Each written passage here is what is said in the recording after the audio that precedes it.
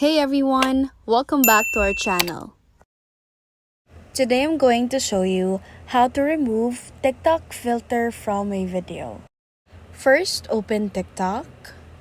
Then go to your profile by tapping the person icon on the lower right part of your screen.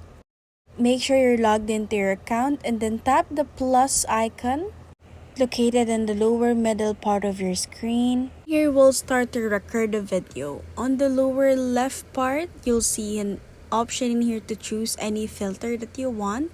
So for example, I accidentally chose this and then I started the recording. And if ever I want to remove that, you just need to tap effects again.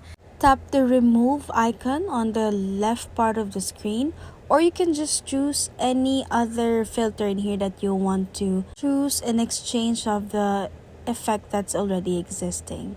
And then tap recording again. Once you're done recording, you can just tap the check mark located on the lower right part of your screen. And that's how to remove TikTok filter from a video.